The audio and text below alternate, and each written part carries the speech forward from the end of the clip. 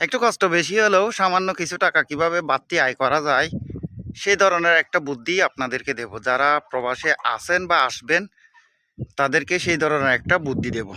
ঠিক আছে, প্রথমে আমি আপনাদেরকে এখানটা দেখাই। দেখেন, এদের দেখাইলাম। যদি আপনার সুযোগ থাকে কোনো আরবির কাজ করেন, যদি সুযোগ থাকে আর কি, এই ধরনের কিছু মুরগি পালন করবেন আপনি। ঠিক আছে, এই যে এই ধরনের যদি মুরগি পালন করেন, হিসাব করেন আমার এখানে প্রায় 100 মুরগি আছে। 100 মুরগি যদি প্রতিদিন যদি আমাকে 50টা ডিম দেয়, তাহলে 25 টাকা, দৈনিক 25 টাকা। এরা সর্বোচ্চ খাবার খাবে 10 টাকা, তাহলে 25 টাকার মুরগি ডিম আমি পেয়ে যাব।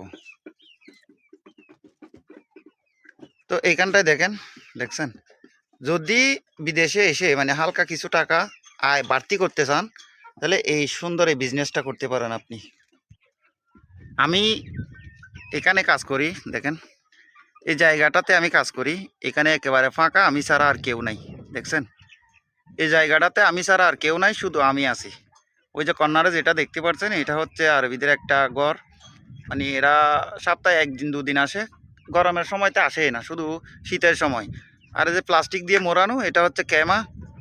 এটার ভিতরে এদের শীতকালীন যত কিছু আছে এটার ভিতরে, মানে এখানে বসে বাইরে আগুন জ্বালায়, মাংস ফুরে, মাছ ফুরে, এগুলা ফুরি ফুরে খায়। ঠিক আছে, আর এদিকে যেটা দেখতে পাচ্ছেন, এটা হচ্ছে হালকা কিছু বকরি, মানে ছাগল। দেখেন, এখানে হালকা কিছু ছাগল আছে। এই ছাগলগুলা দেখাশোনা করি আর আমি বাইরে কাজ করি। তো যদি এই দেশে আসেন বা যারা এখানে আছেন, যদি এই ধরনের ছোটোখাটো ব্যবসা করতে চান, করতে পারেন।